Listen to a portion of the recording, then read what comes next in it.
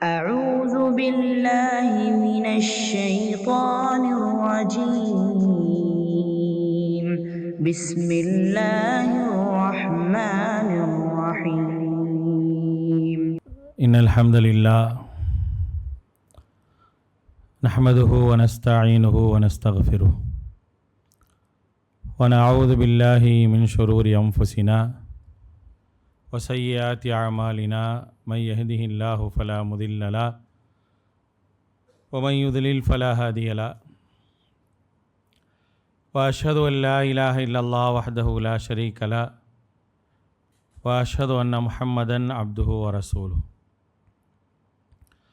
اللهم صل على محمد وعلى آل محمد كما صليت على إبراهيم وعلى آل إبراهيم إنك حميد مجيد اللهم بارك على محمد وعلى آل محمد كما باركت على إبراهيم وعلى آل إبراهيم إنك حميد مجيد يا أيها الذين آمنوا اتقوا الله حق تقاته ولا تموتن إلا وأنتم مسلمون يا أيها الناس اتقوا ربكم الذي خلقكم من نفس واحدة وخلق منها زوجها وبث منهما رجالا كثيرا ونساء واتقوا الله الذي تساءلون به والأرحام إن الله كان عليكم رقيبا يا أيها الذين آمنوا اتقوا الله وقولوا قولا سديدا يصلح لكم أعمالكم ويغفر لكم ذنوبكم ومن يطع الله ورسوله فقد فاز فوزا عظيما أما بعد فإن أصدق الحديث كتاب الله وخير الهدي هدي محمد صلى الله عليه وسلم وشر الأمور محدثاتها وكل محدثة بدعة وكل بدعة ضلالة وكل ضلالة في النار فقال الله تعالى في القرآن العظيم أعوذ بالله من الشيطان الرجيم بسم الله الرحمن الرحيم ربنا إني أسكنت من ذريتي بواد غير ذي زرع عند بيتك المحرم ربنا ليقيموا الصلاة فاجعل أفئدة من الناس تهوي إليهم وارزقهم من الثمرات لعلهم يشكرون رب اشرح لي صدري ويسر لي أمري வஹ்லுல் உக்ததம் மின் லிசானி யஃப்கஹு கௌலி. அளவற்ற அருளாளனும் நிகரற்ற பேரன்புடையோனுமாகிய எல்லாமல்ல அல்லாஹுவின் திருப்பெயர் போற்றி அவனுடைய சாந்தியும் அருளும் அல்லாஹுடைய தூதர் முஹம்மது ஸல்லல்லாஹு அலைஹி வஸல்லம் அவர்கள் மீதும் அவர்களை பின்பற்றி வாழ்ந்த உத்தம சத்திய தோழர்கள் நல்லவர்கள் மீதும் இங்கே கூடியிருக்கக்கூடிய நம் அனைவர் மீதும் உண்டாகட்டுமாக. அன்பானவர்களே, அல்லாஹுடைய அருளால் இஷாவுடைய தொழுகை தொழுதுவிட்டு அல்லாஹுடைய உபதேசத்தை கேட்க வேண்டும் என்ற ஒரு நல்ல எண்ணத்தின் அடிப்படையிலே நாம் எல்லாம் இங்கே அமர்ந்திருக்கின்றோம். அல்லாஹு ரப்புல் ஆலமீன் எந்த எண்ணங்களுக்காக நாம் ஒன்று கூடியிருக்கின்றோமோ அதற்கான கூலியை நமக்கு முழுமையாக வழங்க வேண்டும் என்ற பிரார்த்தனையோடு இந்த உரையை ஆரம்பம் செய்கின்றேன். அல்லாஹு ரப்புல் ஆலமீன் அல்லாஹுடைய தூதர் ஸல்லல்லாஹு அலைஹி வஸல்லம் அவர்களுக்கு இந்த மார்க்கத்தை கற்றுக் கொடுத்தான். மார்க்கத்தை கற்றுக் கொடுத்து அந்த மார்க்கத்தின் அடிப்படையில் நடக்க வேண்டும், மக்களை அழைக்க வேண்டும் சொன்னான். சொல்லும்போது அல்லாஹு ரப்புல் ஆலமீன் நீங்கள் பின்பற்றக்கூடிய மார்க்கம் என்பது இப்ராஹிமுடைய மார்க்கம் அப்படின்னு சொன்னான். வத்தபிஉ மில்லத்த இப்ராஹீம ஹனீஃபா, நீங்கள் இப்ராஹிம் அலைஹிஸ்ஸலாமுடைய மார்க்கத்தை கலப்பற்ற முறையில் ஓர்மையோடு நீங்கள் பின்பற்றுங்கள் அப்படின்னு சொல்லி அல்லாஹு தஆலா அல்லாஹுடைய தூதர் ஸல்லல்லாஹு அலைஹி வஸல்லம் உங்களுக்கு சொன்னான். ஒட்டுமொத்தமான உம்மத்துகளுக்கும் அல்லாஹு ரப்புல் ஆலமீன் திருமறை குர்ஆனில் சொல்லக்கூடிய செய்தி என்னன்னா, கது கானத் லக்கும் உஸ்வத்துன் ஹசனத்தும் ஃபி இப்ராஹீம், இப்ராஹிம் அலைஹிஸ்ஸலாம் அவர்களிடத்தில் உங்களுக்கு அழகிய முன்மாதிரி இருக்குது அப்படின்னு சொல்லி அல்லாஹு ரப்புல் ஆலமீன் திருமறை குர்ஆனில் சொல்கிறான். அவங்கள்ட்ட மட்டும் இல்லை, வல்லதீன மஅஹு, அவர்களோடு யார் இருந்தாங்களோ, அவருடைய மனைவியர்களாக இருக்கட்டும், பிள்ளைகளாக இருக்கட்டும், அவர்களை சார்ந்த மக்களாக இருக்கட்டும், அவர்களிடத்திலும் உங்களுக்கு அழகிய முன்மாதிரி இருக்குது அப்படிங்கிறத அல்லாஹ் ரப்புல் ஆலமீன் திருமறை குர்ஆனில் நமக்கு சொல்லி காட்டுறான். ஒவ்வொரு முறையும் தொழுகையில் அல்லாஹுடைய தூதர் ஸல்லல்லாஹு அலைஹி வஸல்லம் அவர்களுக்காக ஸலவாத் சொல்லும் பொழுது நாம் எப்படி ஸலவாத்து சொல்கிறோம் அப்படின்னா, கமா ஸல்லைத அலா இப்ராஹீம், இப்ராஹிம் அலைஹிஸ்ஸலாம் அவர்கள் மீது எப்படி அருள் புரிந்தாயோ அதே போல் அல்லாஹுடைய தூதர் ஸல்லல்லாஹு அலைஹி வஸல்லம் அவர்கள் மீது ஸலவாத்து சொல்வாயாக. இப்ராஹிம் அலைஹிஸ்ஸலாம் அவர்களுக்கு எப்படி அபிவிருத்தியை தந்தாயோ அதே போல முஹம்மது ஸல்லல்லாஹு அலைஹி வஸல்லம் அவர்களுக்கும் அபிவிருத்தி தருவாயாக அப்படின்னு தான் ஒவ்வொரு தொழுகையிலும் நம்ம சொல்கிறோம். அன்றாட வாழ்க்கையில் ஒரு முஸ்லீம் அல்லாஹ்வை வணங்கும் போது இப்ராஹிம் என்ற ஒரு பெயரை பயன்படுத்தாமல் இருந்ததே கிடையாது. டெய்லி பயன்படுத்துகிறோம். அந்த அளவுக்கு அவர்களுக்கான சிறப்பு என்ன அப்படிங்கிறத தான் இங்கே நம்ம பார்க்க போகிறோம். அவங்க வாழ்க்கை என்பது அப்படிப்பட்டதா, அந்த அளவிற்கு நம்முடைய வாழ்க்கைக்கு தேவையான ஒரு முன்மாதிரியான ஒரு வாழ்க்கை அவங்க வாழ்ந்திருக்கிறாங்களா, அவர்களால் நாம் அடைந்த நன்மைகள் என்ன அப்படிங்கிற பல விஷயங்களை இந்த நேரத்தில் நாம் பார்க்க கடமைப்பட்டிருக்கிறோம். ஏன்னா ஒரு மனிதர் இந்த உலகத்தில் வாழ்கிறாரு, தனி மனிதனாக நின்று மார்க்கத்திற்காக போராடுறாரு, தனி மனிதனாக தௌஹீதை நிலைநாட்ட வேண்டும் என்று போராடுறாரு, தனி மனிதனாக நின்று அல்லாஹுடைய எல்லா கட்டளைகளையும் நிறைவேற்ற வேண்டும் என்று ஆசைப்படுறாரு. அல்லாஹு தஆலா எப்படிப்பட்ட சோதனைகளை தந்தாலும் அந்த சோதனையை கண்டிப்பான முறையில் நிறைவேற்றியே ஆக வேண்டும் என்று என்ன செய்கிறாரு, ஆசைப்படுறாரு. அல்லாஹ் என்ன கட்டளையை சொன்னாலும் அந்த கட்டளையை முறையாக சரியாக நிறைவேற்ற வேண்டும் என்பதில் கவனமாக இருக்கிறாரு. நிறைவேற்றி விட்டுட்டு நான் இந்த கட்டளைகளை எல்லாம் நான் செஞ்சிட்டேன், நல்லபடியாக நிறைவேற்றிட்டேன் அப்படிங்கிற விஷயத்தை என்ன செய்கிறாருன்னா அல்லாஹ்ட்ட ஒப்படைக்கிறார். இப்படிப்பட்ட ஒரு மனிதர் தான் இப்ராஹிம் அலைஹிஸ்ஸலாம். அவரை பற்றி நாம் வாழ்நாள் முழுக்க நினைக்க வேண்டும், அவர்களை பற்றி பேசிக்கொண்டே இருக்கணும். அந்த அளவிற்கான ஒரு அழகான ஒரு வாழ்வியலை அல்லாஹு தஆலா அவர்கள் மூலமாக தந்திருக்கிறார். துஆவா எப்படி செய்யணும் அப்படிங்கிறத நீங்கள் இப்ராஹிம் அலைஹிஸ்ஸலாத்திட்ட கற்றுக்கங்க. ஈமானிய உறுதியா அது எப்படி இருக்கணும் அப்படிங்கிறத இப்ராஹிம் அலைஹிஸ்ஸலாத்திட்ட கற்றுக்கங்க. தௌஹீதை நிலைநாட்டணுமா, அது எப்படி வாழணும் அப்படிங்கிறத நீங்கள் அவங்கள்ட்ட கற்றுக்கங்க. இப்படியாக எல்லா விஷயங்களையும் அல்லாஹ் ரப்புல் ஆலமீன் அவர்களை சொல்லியே தான் நமக்கு என்ன செய்கிறான்னா பல விஷயங்களை சொல்லிக்கிட்டே இருக்கான். அடிக்கடி நாம் படிக்க வேண்டிய, பார்க்க வேண்டிய, நம்முடைய வாழ்க்கையில் என்னைக்கெல்லாம் நம்ம சோர்ந்து போகிறோமோ, வாழ்க்கையில் என்னைக்கெல்லாம் பலகீனம் அடைகிறோமோ, ஏதாவது கஷ்ட நஷ்டங்கள் வந்து சோதிக்கப்படுவதாக நம்ம ஃபீல் பண்ணுறோமோ, அப்போல்லாம் நாம் படிக்க வேண்டிய வரலாறுகளில் ஒன்று இப்ராஹிம் அலைஹிஸ்ஸலாம் வரலாறு. அதை நம்ம படித்தோம் அப்படின்னா நம்முடைய சோதனைகள்லாம் பெருசாகவே தெரியாது, நம்முடைய சங்கடங்கள் எல்லாம் மிக இலகுவாக வந்துடும். அதனால தான் அல்லாஹ் ரப்புல் ஆலமீன் அவங்கள பற்றி படிங்க, அவங்க தான் அவங்களுடைய வாழ்க்கைக்கு முன் உதாரணம் அப்படிங்கிறத நமக்கு வந்து சொல்லி காட்டுறான்.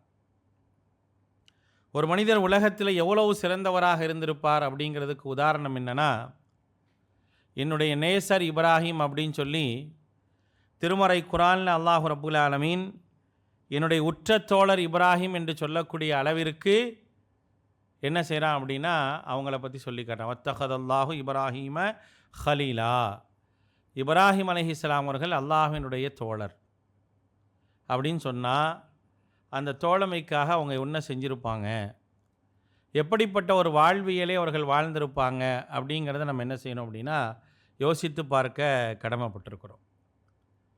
அவங்க வாழ்க்கையை ஒவ்வொரு விஷயங்களாக நம்ம பிரித்து பார்க்கணும். அவர்களால் நான் அடைந்த பயன் என்ன அப்படிங்கிறத முதல்ல யோசிக்கணும். இப்ராஹிம் அலைஹிஸ்ஸலாம் அவர்களால் நம்ம அடைஞ்ச பயன் என்ன, எப்படிப்பட்ட பயனை அல்லாஹ் ரப்புல் ஆலமீன் அவருடைய வாழ்க்கையின் மூலமாக நமக்கு தந்திருக்கிறான், இது முதலாவது நம்ம பார்க்கணும். திருமறை குர்ஆனில் அல்லாஹ் ரப்புல் ஆலமீன் 14வது அத்தியாயத்தினுடைய 37வது வசனத்தில் ஒரு துவா சொல்கிறான். இப்ராஹிம் அலைஹிஸ்ஸலாம் அவர்கள் கேட்ட ஒரு துவா. என்ன துவா அப்படின்னா, அவங்க பிள்ளைய ஒரு இடத்துல கொண்டு போய் அல்லாஹ் விட்டுட்டு வர சொல்கிறான். இன்றைக்கி இருக்கக்கூடிய காபத்துல்லா இருக்கக்கூடிய இடம் அன்னைக்கு ஒன்றுமே இல்லாத ஒரு இடம். போய் விட்டுட்டு வாங்க அப்படிங்கிறான். விட்டுட்டு வாங்கன்னு சொன்னால் யோசிக்காமல் கொண்டு போய் விட்டுட்டு வர்றார். யோசிக்கவெல்லாம் கிடையாது. அல்லாஹ் சொல்லிட்டான், உடனும் விட்டுட்டான். அதில் போய் என்ன யோசனை, ஏன் விடணும், எதுக்கு விடணும், அந்த சூழ்நிலை எப்படி இருக்கும், அவங்களுக்கு இங்கே எல்லாம் கிடைக்குமா, எதுவும் கிடைக்குமா, எதுவுமே இல்லை. வார்த்தை ஒன்று, அல்லாஹ் சொல்கிறான், நீங்கள் கொண்டு போய் விட்டுருங்க. நீங்கள் விடக்கூடிய நேரத்தில் அங்கே ஒன்றுமே இருக்காது. ஆனால் அதுதான் என்னுடைய கண்ணியமிக்க ஆலயத்தினுடைய இடம், அங்கே கொண்டு போய் விடுங்க. நீங்கள் விடுறப்ப யாராவது அங்கே இருப்பாங்களா? யாருமே இருக்க மாட்டாங்க. உங்கள் பிள்ளையையும் உங்கள் மனைவியும் கொண்டு போய் விடுவீங்க, 2 பேரும் மட்டும்தான் இருப்பாங்க. 2 பேரையும் கொண்டு போய் விடுங்க அப்படின்னு சொல்லி விடுறாங்க. விட்டுட்டு வந்து ஒரு துவா செய்கிறாங்க. அந்த துவா எப்படிப்பட்ட துவா? அந்த பிரார்த்தனையில் அவங்க என்னவெல்லாம் என்ன செய்கிறாங்க, முன்வைக்கிறாங்க. அல்லாஹ் அழகாக சொல்கிறான். விட்டுட்டு வராங்க, ஒரு குறிப்பிட்ட இடத்துக்கு வந்து அல்லாஹ்ட்ட பிரார்த்தனை செய்கிறாங்க. என்னதான் இருந்தாலும் பிறந்த குழந்தையை எந்த விதமான யாருமே இல்லாத ஒரு இடத்தில் விட்டு வருவது என்பது சாதாரண விஷயம்லாம் இல்லை. விட்டுட்டு வராங்க, வந்து ஒரு இடத்துல நின்று பிரார்த்தனை செய்கிறாங்க. ரப்பனா இன்னி அஸ்கந்து மின் துர்ரியதி பிவாதின் கைரி தி ஜர்இன். எந்த விதமான விளைச்சலும் இல்லாத ஒரு பள்ளத்தாக்கில் என்னுடைய சந்ததியை விட்டுருக்கேன். அவங்கள அங்கே உடனுன்னா நான் விட்டுட்டேன். வேறு எதுவுமே எனக்கு தெரியாது. அங்கே எதுவுமே இல்லை. கைரி தி ஜர், எந்த விளைச்சலும் இல்லாத ஒரு இடம். ஆனால் அது எந்த இடம்னா, இந்த பைத்திக்கல் முஹர்ரம், கண்ணியமிக்க உன்னுடைய ஆலயம் இருந்த இடம். அந்த இடத்துல விட சொன்ன விட்டுட்டேன். அந்த இடத்துல நீ விட சொன்ன, நான் விட்டுட்டு வந்துட்டேன். அந்த இடத்த நீ என்ன வாக்கணும்? ரப்பனா லி யுகீமுஸ் ஸலா ஃபஜ்அல் அஃஇதத்தம் மினன் நாசி தஹ்வி இலைஹிம். அந்த இடத்தின் பக்கமும் அவர்களின் பக்கமும் மக்கள் எல்லாம் ஈர்ப்பு ஏற்பட்டு வர்றதுக்கான ஒரு வேலையை நீ செஞ்சு கொடு அப்படின்னு கேட்குறாங்க. இந்த இடத்தில் உன்னை வணங்குவதற்காகவும், நீ யுகீமுஸ் ஸலா, அவர்கள் உன்னை வணங்க வேண்டும் என்பதற்காகவும், ஃபஜ்அல் அஃஇதத்தம் மினன் நாசி தஹ்வி இலைஹிம், அதே போல மக்களில் ஒரு குறிப்பிட்டவர்கள் அவருடைய உள்ளங்கள் அவர்களின் பால் ஈர்க்கப்பட்டு அதன் பக்கம் வரணுங்கிறதுக்காக நான் உன்னிடத்தில் பிரார்த்தனை செய்கிறேன். அது மட்டும் இல்லாமல் ஒருசுக்குஹும் மினஸ் ஸமராத், அதிகமான கனிவர்க்கங்களை நீ அவர்களுக்கு ரிசுக்காக கொடு, அவர்கள் உனக்கு நன்றி செலுத்த வேண்டும் என்று என்ன செஞ்சாங்க? பிரார்த்தனை செஞ்சாங்க. அந்த பிரார்த்தனை ஏற்றுக்கொள்ளப்படுது. ஏற்றுக்கொள்ளப்பட்டதற்கான அடிப்படை என்ன? அவங்க செய்யும்போது அந்த இடம் எப்படி மாறும்னு அவங்களுக்கெல்லாம் தெரியாது. அல்லாஹுடைய ஆலயம் இருந்த இடம் விட சொன்னாங்க, பிரார்த்தனை செய்கிறாங்க. அதுக்கு பிறகு அல்லாஹ் ரப்புல் ஆலமீன் எப்படி அந்த இடத்தை ஆக்கிட்டானா, அந்த இடத்தின் பக்கமும் அதை சார்ந்து இருக்கக்கூடியவர்களின் பக்கமும் சாரை சாரையாக மக்கள் வரணும் அப்படிங்கிற ஒரு நிலை அல்லாஹு தஆலா உருவாக்குறான். அது எப்படி சொல்கிறாங்கன்னா, அவர்களின் பால் ஈர்த்து வரணும் அப்படிங்கிறான். சும்மாலாம் வரக்கூடாது, ஆசைப்பட்டு வரணும். அந்த இடத்துக்கும் அந்த இடத்துல உள்ள விஷயங்களுக்காக ஆசைப்பட்டு வரணும் அப்படின்னு சொல்லி பிரார்த்தனை செஞ்சாங்க. இன்றைக்கி எல்லாருமே ஆசைப்பட்டு தான் அந்த இடத்துக்கு போகிறாங்க. யாரும் என்ன செய்கிறதில்ல, வேண்டா வெறுப்பாக என்ன செய்யலை, அங்கெல்லாம் போகலை. ஆசைப்பட்டு சாரை சாரையாக மக்கள் என்ன செய்கிறாங்க? போகிறாங்க. போகிற மக்களுக்கு எல்லா விதமான வசதிகளும் இருக்குது. எல்லாத்தையும் அவங்க என்ன செய்கிறாங்க? பெற்றுக்கொள்கிறாங்க. போகிறவங்களுக்கு எதுவுமே இல்லாமல், வெறுமனை ஒன்றுமே இல்லாமல் ஒரு பாலைவனத்தில் தான் இருக்கோம் அப்படிங்கிற எந்த விதமான சிந்தனையும் இல்லாத அளவுக்கு அல்லாஹ் ரப்புல் ஆலமீன் அவங்கள என்ன செஞ்சுருக்கிறான்னா செழிப்பாக வச்சுருக்கிறான். அந்த செழிப்புக்காக காரணம் ஒரு மனிதனுடைய பிரார்த்தனை. பிரார்த்தனை எந்த அளவுக்கு பலனை தரும், நான் துவா செய்கிறேனே என்னுடைய துவாவிற்கான பலன் எப்படி இருக்கும் அப்படின்னா, அதுக்கு ஒரு உதாரணமாக நம்ம இப்ராஹிம் அலைஹிஸ்ஸலாம் தான் பார்க்கணும். அவர்களுடைய பிரார்த்தனை ஏற்றுக்கொள்ளப்பட்டதே, அதே போல் என்னுடைய பிரார்த்தனையும் ஏற்றுக்கொள்ளப்பட வேண்டுமென்றால் அவங்கள்ட்ட இருந்து இஹ்லாஸ் என்கிட்ட இருக்கணும். அதைத்தான் நான் படிக்கணும். அவங்க வாழ்க்கையிலேருந்து நான் என்ன படிக்கணும்னு கேட்டிங்கன்னா, அவங்கள்ட்ட இருந்த இஹ்லாஸ், உள தூய்மையை நான் படிக்கணும். அல்லாவுக்காக நீ செய் அப்படின்னா செஞ்சிடறாங்க. எந்த கேள்வியும் இல்லை, எந்த யோசனையும் இல்லை. அந்த கேள்வியும் யோசனையும் இல்லாமல் அல்லாவுக்காக செய்யும்போது அல்லாஹ் ரப்புல் ஆலமீன் என்ன செய்கிறான்னா அவங்களுக்காக எல்லாத்தையும் செய்வான். இதுதான் ஒரு மிகப்பெரிய ஒரு பாடமாக நாம் பார்க்கணும். அல்லாஹ் குர்ஆனில் சொல்கிறான்ல, இன் தன்சுருல்லாஹ என்சுருக்கும் அப்படிங்கிறான். நீங்கள் அல்லாஹ்வுக்கு உதவி செய்யுங்க, அல்லாஹ் உங்களுக்கு உதவி செய்வான். அல்லாஹ்வுக்காக நீங்கள் செய்யணும், அப்போ தான் அல்லாஹ் உங்களுக்காக செய்வான். எனக்கு அல்லாஹ் என்ன செஞ்சான், எனக்கு அல்லாஹ் என்ன செஞ்சான், எனக்கு அல்லாஹ் என்ன செஞ்சான் அப்படிங்கிற எதிர்பார்ப்பு இருக்கக்கூடாது. அல்லாஹ்வுக்காக நான் என்ன செஞ்சுருக்கேன்னு பார்க்கணும். படைத்த ரப்புக்காக என்னை படைச்சிருக்கான், பரிபாலிக்கிறான், எனக்கு நேர்வழியை தந்திருக்கிறான். இந்த அளவுக்கு சிறப்பாக வச்சு அல்லாஹ்வுக்காக நான் என்ன செஞ்சுருக்கிறேன் அப்படிங்கிற ஒரு பார்வை வேணும். அந்த சிந்தனை நமக்கு கண்டிப்பாக வேணும். இப்ராஹிம் அலைஹிஸ்ஸலாத்து அந்த சிந்தனை எப்படி வந்துச்சு? யாருக்குமே இல்லாத ஒரு ஹிதாயத்தை அல்லாஹு தஆலா எனக்கு கொடுத்தான். ஒட்டுமொத்தமாக வழிகேட்டில் இருக்கக்கூடிய மக்கள் அந்த வழிகேட்டிலேருந்து காப்பாற்றி என்னைய நேர்வழியில் வச்சான் அப்படின்னா அந்த அல்லாஹ்வுக்காக நான் எதை வேணாலும் செய்வேன்னு வந்தாங்க. அந்த ஊரில், அவங்க வாழ்ந்த ஊரில் அவர்களை தவிர யாருக்குமே நேர்வழி இல்லை. அவர்களை தவிர ஹிதாயத் அவர்களுக்கும் கிடைக்கல. அல்லாஹ் ரப்புல் ஆலமீன் இயற்கையிலேயே அவர்களுக்கு நல்ல ஒரு சிந்தனையை கொடுத்துருந்தான். வலக்கத் ஆத்தைனா இப்ராஹிம் ருஷ்தஹு மின் கபில், முன்னமே இப்ராஹிம் அலைஹிஸ்ஸலாம் அவர்களுக்கு தெளிவான சிந்தனையும் தெளிவான அறிவையும் கொடுத்துருந்தோம். அல்லாஹ் அவர்களுக்கு கொடுத்த ஒரு பாக்கியம். அப்போ அவங்க என்ன நினச்சாங்க, அல்லாஹ் இப்படிப்பட்ட ஒரு பாக்கியத்தை எனக்கு தந்திருக்கிறானே, தந்த அல்லாஹ்வுக்காக நான் எதை வேண்டுமானாலும் செய்யலாம் அப்படிங்கிற ஒரு மனநிலைக்கு வராங்க. ஏன்னா எல்லாரும் வழிகேட்டில் இருக்கிறாங்க. படைத்தவனை புரிந்து கொள்வதற்கான வாய்ப்பு யாருக்குமே கிடைக்கல, ஆனால் எனக்கு கிடைச்சிருக்குது. என்னுடைய தந்தைக்கு கிடைக்கல, என்னுடைய அரசனுக்கு கிடைக்கல, என்னை சார்ந்திருக்கக்கூடிய எந்த மக்களுக்குமே கிடைக்கல. ஆனால் எனக்கு மட்டும் அல்லாஹ் ரப்புல் ஆலமீன் தந்திருக்கிறானா? அரசனுக்கு இல்லாத, தந்தைக்கு இல்லாத ஒரு அறிவை அல்லாஹ் ரப்புல் ஆலமீன் எனக்கு தரான் அப்படின்னா அது எவ்வளோ பெரிய ஒரு பாக்கியம் அப்படிங்கிறத யோசித்தாங்க. அந்த யோசனை எல்லாத்துக்கும் வராது. பொதுவாக நம்ம என்ன நினைப்போம் அப்படின்னா, நிறைய நியாமத்துகள் நமக்கு கிடைச்சாலும் அல்லாஹ் எனக்கு என்ன தந்திருக்கிறான் அப்படிங்கிறத மட்டும்தான் நம்ம பார்க்குறோம்.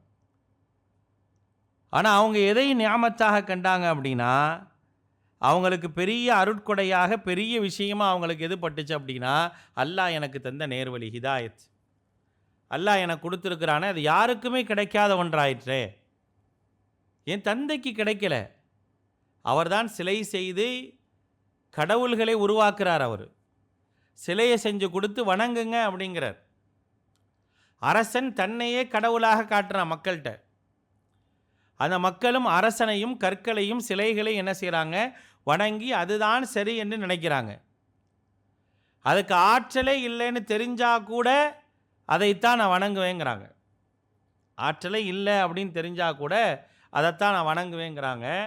ஆனால் அப்படியெல்லாம் இருக்கக்கூடிய மனிதர்களுக்கு மத்தியில் அல்லாஹ் எனக்கு மட்டும் நேர்வழியை கொடுத்துருக்கிறானே, எனக்கு மட்டும் ஹிதாயத்தை கொடுத்துருக்கிறானே, எனக்கு மட்டும் சிந்தனையை கொடுத்துருக்கிறானே, இதை விட எனக்கு என்ன வேணும்னு யோசித்தார்.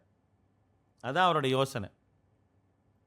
அதனால் அவங்க என்ன செய்ய ஆரம்பித்தாங்கன்னா, அல்லாஹ் என்ன சொன்னாலும் அந்த கட்டளையை நிறைவேற்றுவாங்க. அது எவ்வளோ பெரிய விஷயமாக இருந்தாலும் சரி, அதை தன்னுடைய சக்திக்கு மீறியதாக இருந்தாலும் செய்வாங்க.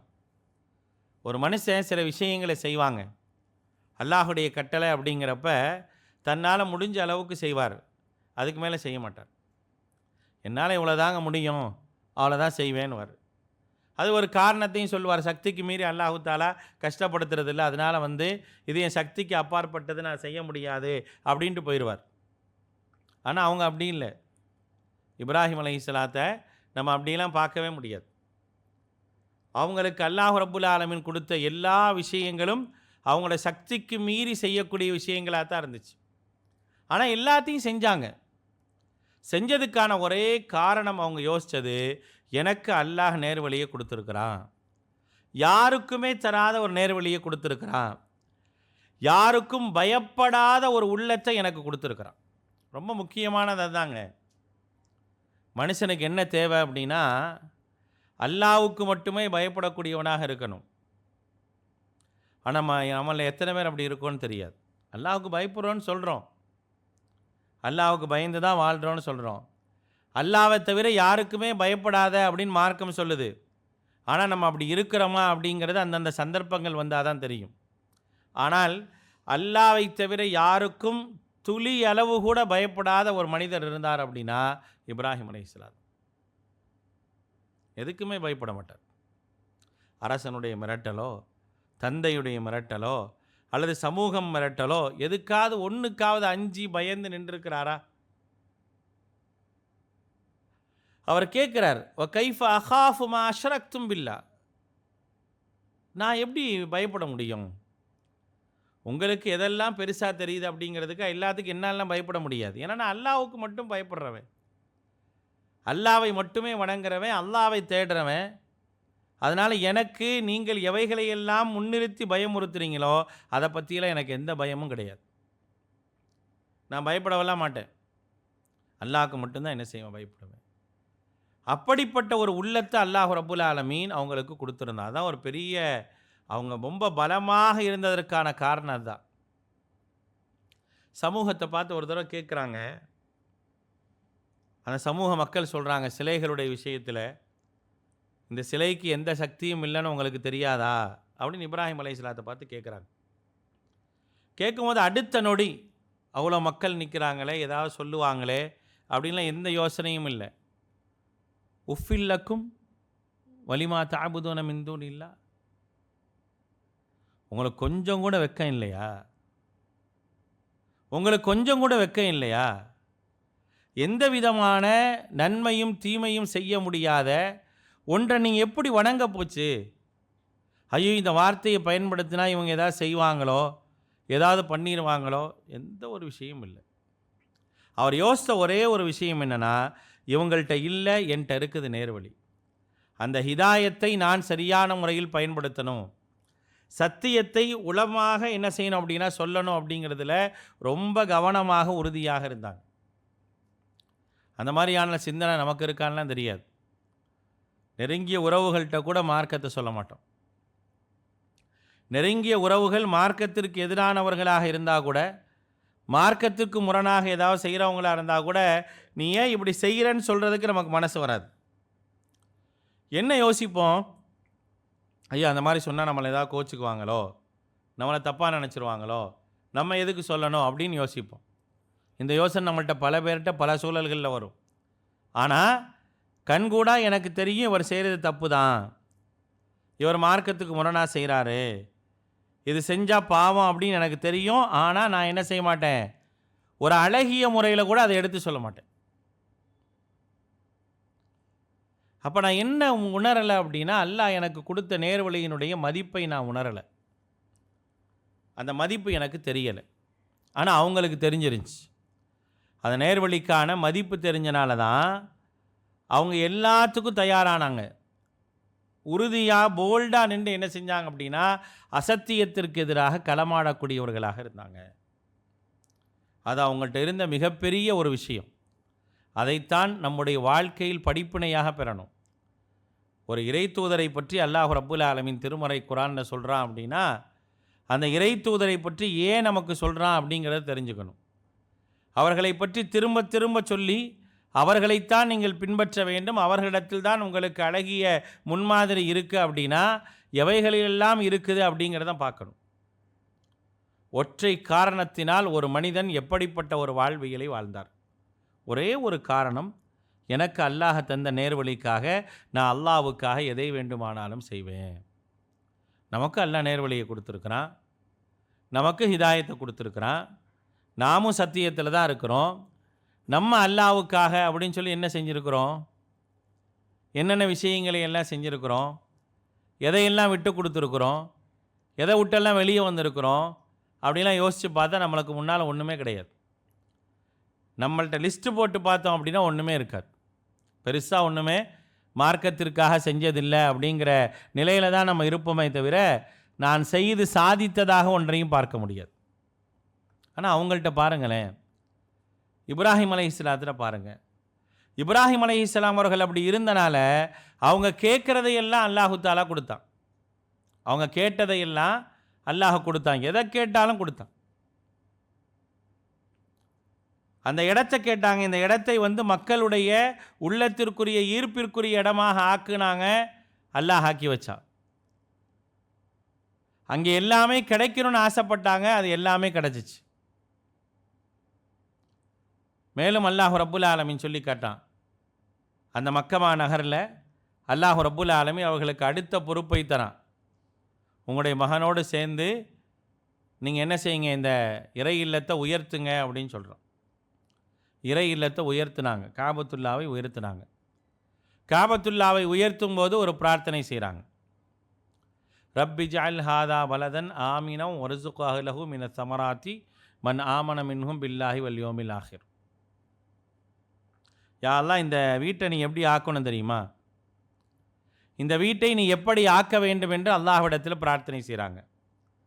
இந்த ஊரை நீ எப்படி ஆக்க வேண்டும் என்று அல்லாஹ்விடத்தில் பிரார்த்தனை செய்கிறாங்க. ரப்பி ஜஅல் ஹாதா பலதன் ஆமினா. இந்த வீட்டு இருக்கக்கூடிய இந்த ஊர் எப்படி இருக்கணும் அப்படின்னா நிம்மதி தரக்கூடிய ஊராக இருக்கணும். இந்த இடத்துக்கு யாராவது வந்தா, இந்த ஊருக்கு யாராவது வந்தா நிம்மதியாக இருக்கணும் அப்படின்னு சொல்லி என்ன செஞ்சாங்க, அல்லாஹ்ட்ட பிரார்த்தனை செஞ்சாங்க. இன்றைக்கி அந்த மக்கமா நகருக்கு போகிறாங்க, யாராவது நிம்மதியற்றவர்களாக இருக்கிறாங்களா? யாருமே இல்லை. அங்கே போனாவே ஒரு மன நிம்மதி ஏற்படுது. அங்கே போனாவே தன்னுடைய வாழ்வினுடைய எல்லா விதமான லட்சியத்தையும் ஒரு மனிதன் அடைந்ததாக என்ன செய்கிறானா எண்ணுகின்றான். அந்த எண்ணத்தை ஏற்படுத்தியது எது அப்படின்னா இவங்க செஞ்ச துவா. ஒரு மனிதர் செய்த துவா, அவர் செய்த பிரார்த்தனை.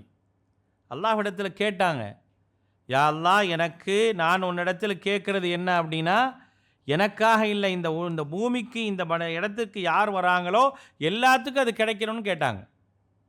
எல்லாத்துக்கும் அது கிடைச்சிச்சு. இன்றைக்கி அந்த அமைதிக்காகத்தான், அந்த நிம்மதிக்காகத்தான் ஒரு தடவை போனவங்க மீண்டும் மீண்டும் போக வேண்டும் அப்படிங்கிற ஆசையும் எண்ணமும் ஏன் வருது?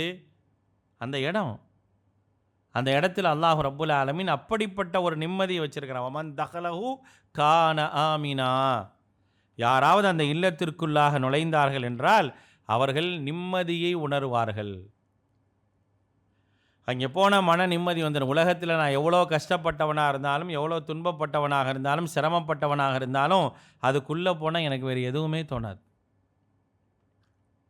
ஏதோ ஒரு மிகப்பெரிய ஒரு வெற்றி அல்லாஹ் ரப்புல் ஆலமீன் தந்தது போல் நான் ஃபீல் பண்ணுறேனே, அந்த ஃபீல் எதனால் வந்துச்சு அப்படின்னா அவர்களால் வந்தது, அவங்க செஞ்ச பிரார்த்தனையால் வந்தது.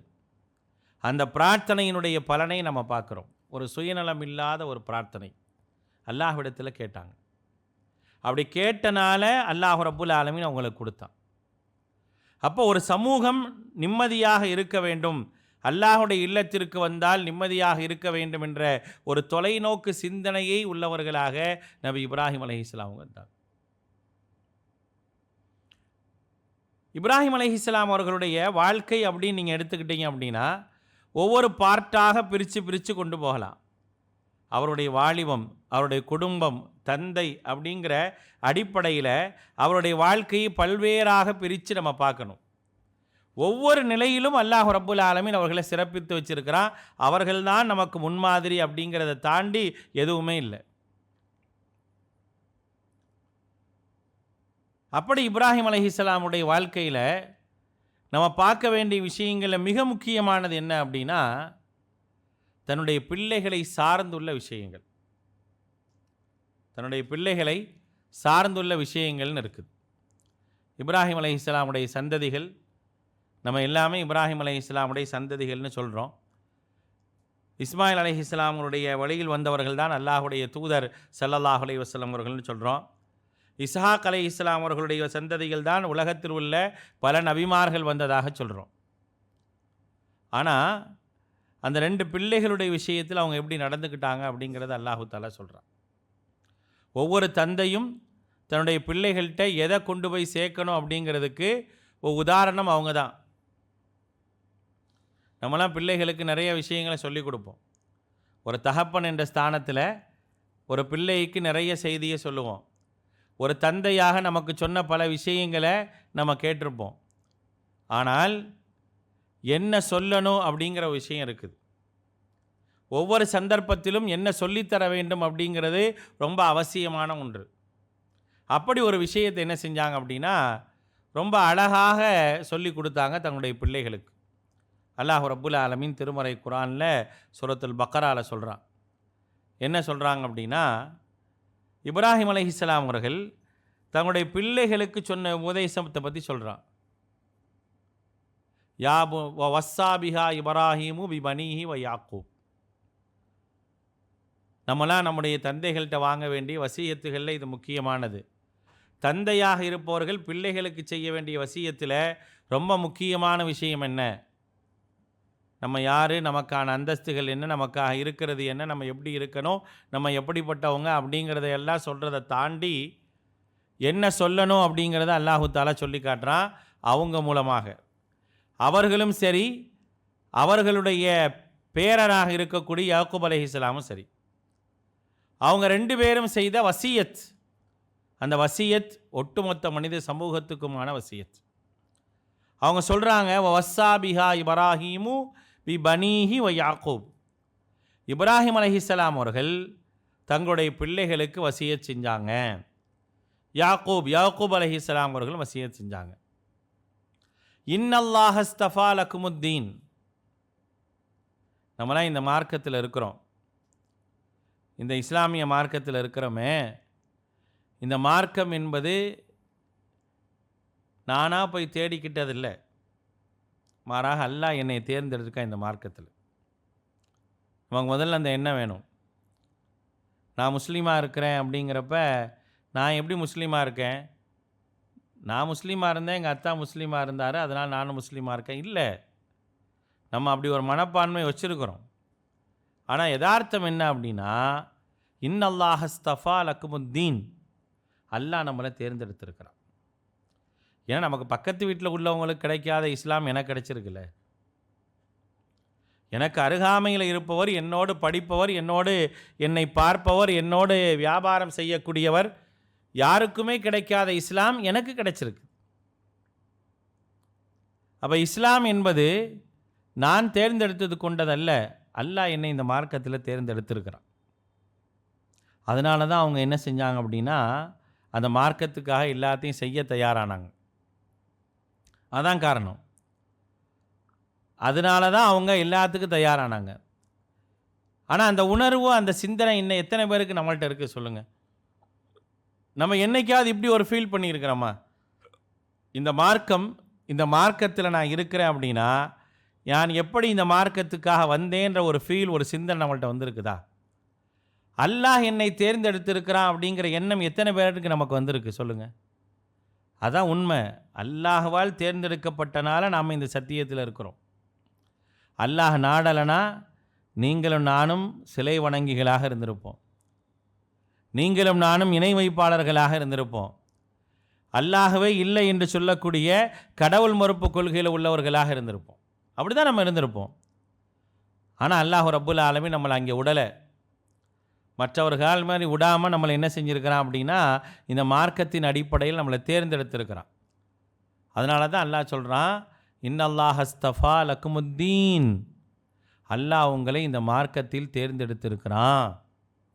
தேர்ந்தெடுத்தனால தான் நீங்களும் நானும் இந்த மார்க்கத்தில் இருக்கோன்னு இப்ராஹிம் அலைஹிஸ்ஸலாம் சொல்கிறாங்க. யார்கிட்ட? தங்களுடைய பிள்ளைகள்கிட்ட சொல்கிறாங்க. இஸ்மாயில் அலைஹிஸ்ஸலாத்திட்டையும் இஸ்ஹாக் அலைஹிஸ்ஸலாத்திட்டையும் சொல்கிறாங்க. 2 இறை தூதர்கள்ட்டையும் சொல்கிறாங்க. சாதாரணமாக இல்லைப்பா இந்த சத்தியம். இந்த சத்தியம் யாருக்குமே கிடைக்காதது. நான் என்னுடைய வாழ்நாட்களில் பலரையும் நான் இறைமறுப்பாளர்களாகத்தான் பார்த்துருக்கிறேன். என்னுடைய தந்தைகிட்ட நான் பல முறை கெஞ்சி இருக்கிறேன். என்னுடைய தந்தைகிட்ட பல முறை நான் கெஞ்சி இருக்கிறேன். நீங்கள் அசத்தியத்தில் இருக்கிறீங்க, சத்தியத்துக்கு வாங்கன்னு கூப்பிட்டுருக்கிறேன். ஆனால் அவர் என்ன தெரியுமா சொன்னார்? லைல்லம் தன்தஹீல அர்ஜு மன்னக்க வஹுஜுர்னி மலியானார். இப்ராஹிம் அலைஹிஸ்ஸலாம் சொல்கிறாங்க, அல்லாஹ் குர்ஆனில் சொல்கிறான், லைல்லம் தன்தஹி, இப்ராஹீமே நீ அல்லாஹ் அல்லான்னு சொல்லிக்கிட்டே இருந்த, அதை நீ நிப்பாட்டலை அப்படின்னா ல அர்ஜு மன்னக்க வஹுஜுர்னி மலியா, கல்லால் உன்னை அடிப்பேனர், கல்லால் அடித்து உன்னை கொல்லுவேன் அப்படின்னு.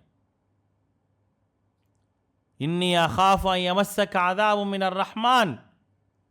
கெஞ்சுறாங்க, தந்தைகிட்ட கெஞ்சினாங்க, என்னுடைய தந்தையே அல்லாஹுடைய வேதனை உங்களை தீண்டிருமோன்னு நான் பயப்படுறேன், அல்லாஹுடைய வேதனை உங்களை தீண்டிருமோன்னு எனக்கு பயமாக இருக்குது, அதனால தான் உங்களை என்ன செய்யணும் அப்படின்னா இந்த சத்தியத்தின் பக்கம் வாங்கன்னு நான் கூப்பிடுறேன். ஆனால் வரலை. அந்த ஃபீல்லாம் இருக்குமா இல்லையா? அதெல்லாம் வச்சு தான் பிள்ளைகள்கிட்ட சொல்கிறாங்க, இன்னல்லாஹ் அஸ்தஃபா லக்குமுத்தீன், அல்லாஹு ரப்புல் ஆலமீன் உங்களை இந்த மார்க்கத்தில் தேர்ந்தெடுத்திருக்கிறான். ஆனால் நீங்கள் என்ன செய்யணும் தெரியுமா? நீங்கள் செய்ய வேண்டியது என்ன அப்படின்னா ஃபலா தமூதுன்ன இல்லா வஅன்தும் முஸ்லிமூன், முஸ்லீம்களாக மரணிக்க வேண்டும் என்று ஆசைப்படுங்கிற. முஸ்லீம்களாக மரணிக்க வேண்டும் என்று ஆசைப்படுங்க. என்றைக்குமே நம்முடைய ஆசை அதுவாகத்தான் இருக்கணும். மாற்றி இருக்க வாய்ப்பு இருக்கா? இதுக்கு மாற்றமாகவும் நடக்குமா? நடக்க வாய்ப்பு இருக்குது, நடக்க வாய்ப்பு இருக்குது. அல்லா நான்னா அதுவும் நடக்கும். இப்போ அல்லாட்ட அதிகமாக கேட்க வேண்டியது என்ன அப்படின்னா, நான் இந்த மார்க்கத்தில் இருக்க எனக்கு மரணத்தை தான் கேட்கணும். முஸ்லீமாக வாழ்ந்து முஸ்லீமாக மரணிக்கணும் அப்படிங்கிற ஒரு பிரார்த்தனை மிக அவசியமானது. அந்த பிரார்த்தனையே இப்ராஹிம் அலைஹிஸ்ஸலாம் சொல்லி தந்தது மட்டும் இல்லாமல் அப்படி தான் நீங்கள் வாழுங்க அப்படின்னாங்க. 2 பேரை சொல்கிறான் அல்லாஹு தாலா அந்த வசனத்தில். ஒன்று இப்ராஹிம் அலைஹிஸ்ஸலாம் அதே மாதிரி பிரார்த்தனை செஞ்சாங்க, அதே போல் யாக்கூப் அலைஹிஸ்ஸலாம் அவர்களும் பிரார்த்தனை செஞ்சாங்க. யாக்கூப் அலைஹிஸ்ஸலாமுடைய பிரார்த்தனையும் அப்படி தான் இருந்துச்சு. அதனுடைய பிரதிபலன் என்ன தெரியுமா? அதாவது பாட்டனார் பிரார்த்தனை செய்கிறார், தந்தை பிரார்த்தனை செஞ்சுருக்கிறாரு. பாட்டனாரும் தந்தையும் ஒரே மாதிரியான வசியத் செஞ்சுருக்கிறாங்க. நீங்கள் வலா தமூதுன்ன இல்லா வஅன்தும் முஸ்லிமூன் அப்படிங்கிற வசியத் செஞ்சுருக்கிறாங்க அப்படின்னா அந்த வசியத்துடைய வெளிப்பாடை பார்க்கணும். அந்த வசியத்துடைய வெளிப்பாடு என்ன தெரியுமா? அல்லாஹ் ரப்புல் ஆலமீன் சொல்லி காட்டுறார். சூரத் யூசுஃபினுடைய கடைசி பகுதியில் அல்லாஹு தாலா சொல்லுவான், யூசுஃப் அலைஹிஸ்ஸலாம் அவர்கள் 11 சகோதரர்களோடு என்ன செஞ்சாங்க? வாழ்ந்தாங்க. சகோதரருடைய சூழ்ச்சிகளுக்கு மாட்டினாங்க. அதுக்கப்புறம் ஒரு வாழ்க்கை இருந்துச்சு, அதுலேயும் சில சூழ்ச்சிகள் வந்துச்சு. சிறையில் இருந்தாங்க. சிறைக்கு அப்புறம் என்ன செஞ்சாங்க? அரசவைக்கு வந்தாங்க. ஒரு நல்ல அதிகாரத்தில் இருந்தாங்க. தூர இருந்த பெற்றோர்களை பெற்றுக்கொண்டார்கள். சகோதரர்களும் என்ன செஞ்சாங்க? வந்துட்டாங்க. இப்படி எல்லாமே கிடைச்ச பிறகு அவங்க ஒரு பிரார்த்தனை செஞ்சாங்க அல்லாட்ட. ரொம்ப அழகான ஒரு பிரார்த்தனை. நம்ம வாழ்க்கையில் நம்ம அடிக்கடி செய்ய வேண்டிய, செய்து கொண்டு இருக்க வேண்டிய பிரார்த்தனைகளில் ஒன்று. என்ன பிரார்த்தனை அப்படின்னா, அவங்க செஞ்சாங்க, தவஃபனி முஸ்லிமா வ அல்ஹிக்னி பிஸ்ஸாலிஹீன் அப்படின்னு பிரார்த்தனை செஞ்சாங்க. அவங்க சொன்னாங்க, அவங்க வாப்பாவும் அவங்க தாத்தாவும் சொன்னாங்க, வலா தமூதுன்ன இல்லா வஅன்தும் முஸ்லிமூன், நீங்கள் முஸ்லீம்களாகத்தான் மரணிக்கணும் அப்படின்னாங்க. அது மாதிரியாக இவங்க சொன்ன வார்த்தை என்ன? இவர்கள் சொன்ன இவங்க விஷயம் கல்லாட்ட கேட்டது என்ன? தவஃபனி முஸ்லிமா, யா அல்லாஹ் என்னை முஸ்லீமாக மௌத்தாக்கி, வ அல்ஹிக்னி பிஸ்ஸாலிஹீன், நல்லவர்களோடு என்னை சேர்த்து வைப்பாயாக. இதான் நீங்களும் நானும் கேட்கணும். அல்லாட்ட கேட்டுக்கிட்டே இருக்கணும். கேட்டால் தான் அல்லாஹ் கொடுப்பான். ஏன்னா நிறைய மனிதர்கள், அல்லாஹுடைய தூதர் ஸல்லல்லாஹு அலைஹி வஸல்லம் சொல்கிறாங்க, நிறைய மனிதர்களுடைய விதி முந்தி நரகத்திற்கு போகக்கூடிய மனிதர்கள் எல்லாம் உண்டு, அதுக்கெல்லாம் வாய்ப்பு உண்டு. அதனால் நம்ம அல்லாஹ்விடத்தில் அதிகமாக கேட்க வேண்டிய பிரார்த்தனைகளில் இதுவும் உண்டு. இப்போ இதெல்லாம் யாருடைய வாழ்க்கையிலேருந்து நம்ம எடுக்க முடியும் அப்படின்னா, ஒரு மனிதர் இந்த சமூகத்திற்கு எல்லாத்தையும் என்ன செஞ்சிருக்கிறார் அப்படின்னா, கற்றுக் கொடுத்துட்டு போயிருக்கார்.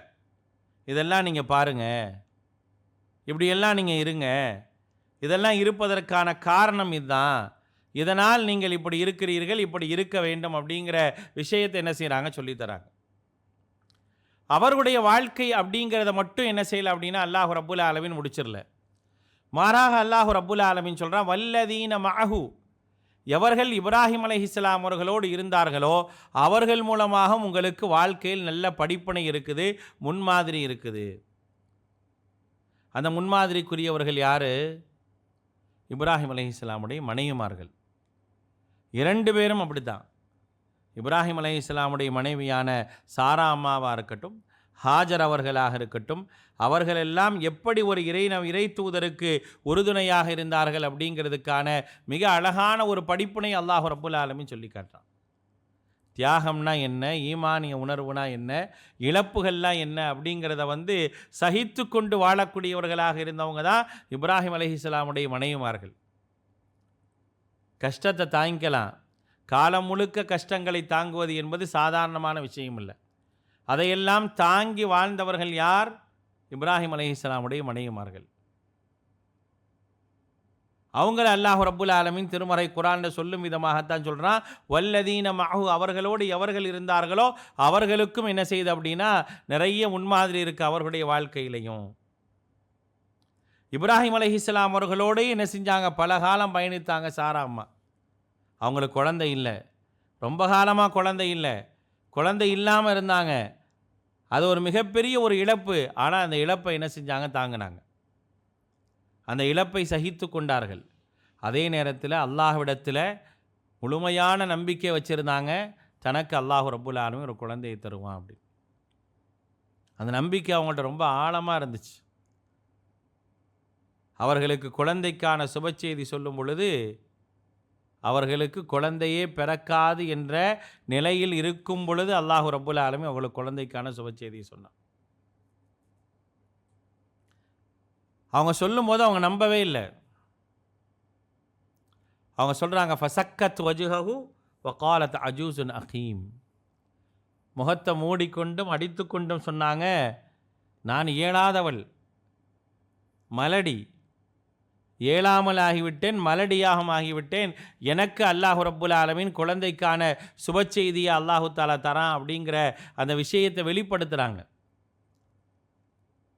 அந்த அளவுக்கு இயலாமல் இருக்கக்கூடிய அந்த நேரத்தில், அவர்களுக்கு வாய்ப்பே இல்லைங்கிற நேரத்தில் அல்லாஹு தாலா குழந்தையை கொடுத்தான். ஏன்னா அவங்கள்ட்ட அந்த அளவுக்கான உறுதி இருந்துச்சு. அது மட்டும் இல்லை, அவங்களுக்கு ஒரு கவலை இருந்தது. என்ன கவலை இருந்துச்சு சாரா அம்மாவுக்கு? மார்க்கத்தை இவ்வளோ உறுதியாக மக்கள்கிட்ட கொண்டு சேர்க்கக்கூடிய இப்ராஹிம் அலைஹிஸ்ஸலாம் அவர்களுக்கு நம்மளால் ஒரு சந்ததியை உருவாக்கி தர முடியலைன்னு ரொம்ப கவலைப்பட்டாங்க. அவங்களுடைய கவலை அப்படி தான் இருந்துச்சு. அவங்களுடைய வரலாறு அதைத்தான் நமக்கு சொல்லி காட்டுது. அவங்களுக்கான கவலை என்ன அப்படின்னா, இப்ராஹிம் அவர்களுக்கு வாரிசு வேணும். அந்த வாரிசு எப்படி இருக்கணும்னா, இவர்களை போன்றே என்ன செய்யணும், தாவாவை மேற்கொள்ளக்கூடியவர்களாக இருக்கணும். இவர்களைப் போல ஒரு இறை தூதராக இருந்து மக்களுக்கு சத்தியத்தை சொல்லக்கூடியவர்களாக இருக்கணும். அப்படி சொல்லக்கூடிய ஒரு நபர் வேண்டுமே, அதற்கு அல்லாஹு தாலா நமக்கு உதவி செய்ய வேண்டுமே என்று ஆசைப்பட்டாங்க. அதாவது எனக்கு ஒரு புள்ள இருந்தால் நல்லா இருக்குமே, பேர் சொல்கிறதுக்கு ஒரு புள்ளன்லாம் ஆசைப்படலை. அவருடைய ஆசை ஒன்றே ஒன்று தான், இப்ராஹிம் அலைஹிஸ்ஸலாம் அவர்களுக்கு உறுதுணையாக ஒரு நபர் வேணும். இந்த பிரச்சாரத்தில் தனி மனிதராக நின்று போராடி கொண்டே இருக்கிறார். இவங்களுக்கு ஒரு புள்ள இருந்தால் அவர்கள் அவரோடு சேர்ந்து போராடுவார்களே அப்படின்னு சொல்லி ஆசைப்பட்டாங்க. அந்த ஆசையினுடைய விளைவாகத்தான் அல்லாஹ் ரப்புல் ஆலமீன், அந்த எண்ணத்தினுடைய இஹ்லாஸான எண்ணத்தினுடைய விளைவாகத்தான் அல்லாஹ் என்ன செஞ்சானா, அவர்களுக்கு ஒரு குழந்தையை தந்தான். இஸ்ஹாக் அலைஹிஸ்ஸலாம் தந்தான். ஃபபஷ்ஷரூஹு பி குலாமின் அலீம். அவர்களுக்கு அழகான ஒரு குழந்தையை கொண்டு அல்லாஹ் ரப்புல் ஆலமீன் சுபச்செய்தி சொன்னான். சுபச்செய்தி சொல்வதற்காக வானவர்கள் வந்தாங்க. வானவர்கள் வீட்டுக்கு வந்து சொல்கிறாங்க, சும்மாலாம் இல்லை, வீட்டுக்கு வராங்க. அது மட்டுமல்ல, எப்படி வராங்க தெரியுமா? வரக்கூடிய அந்த தருணத்தை யோசிக்கணும். இவர்கள் மூலமாக ஒரு குழந்தை பிறக்கும் அப்படின்னு சொல்லிட்டு அந்த குழந்தையின் மூலமாக மிகப்பெரிய ஒரு சந்ததியே என்ன செய்து உருவாகும். அதில் பெரும்பாலானவர்கள் நபிமார்களாக இருப்பாங்க.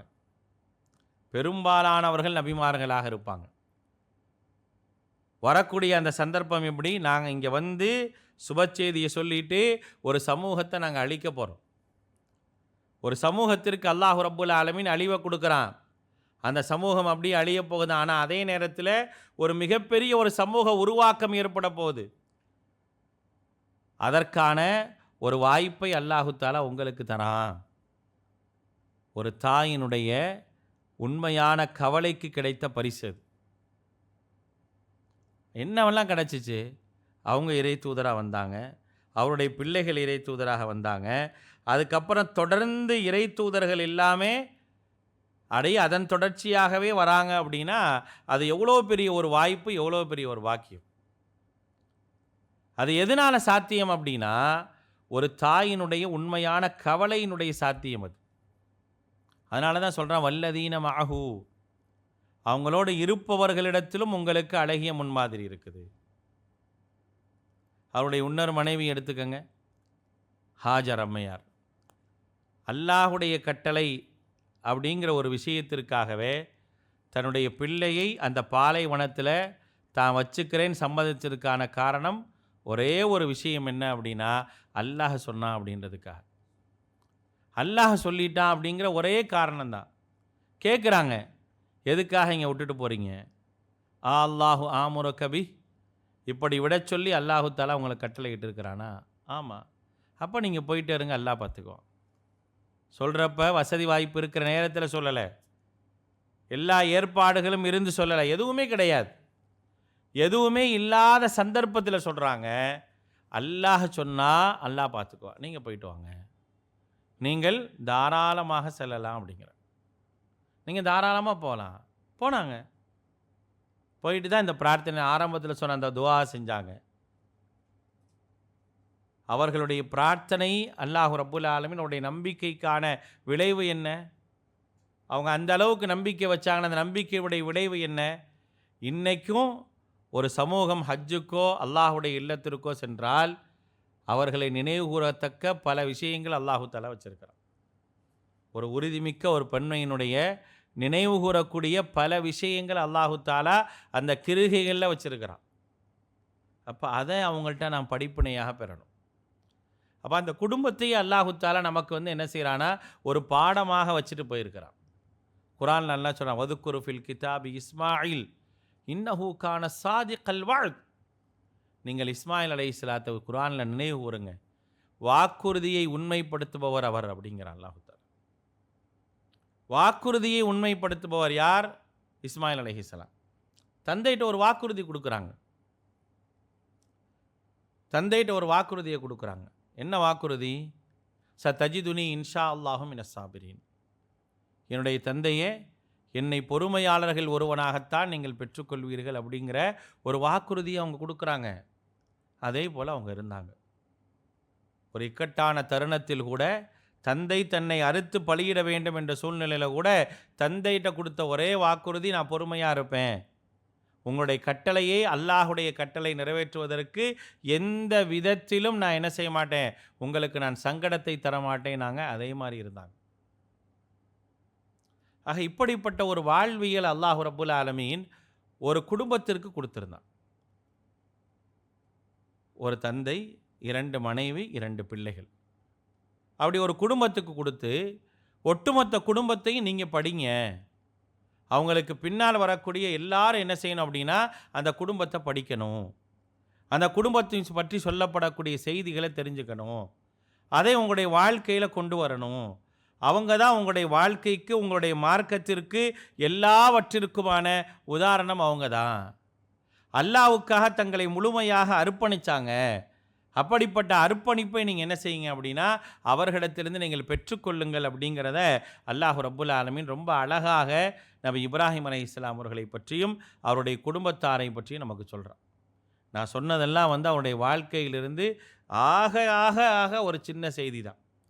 அவருடைய வாழ்க்கையை முழுசாக படிக்கணும்.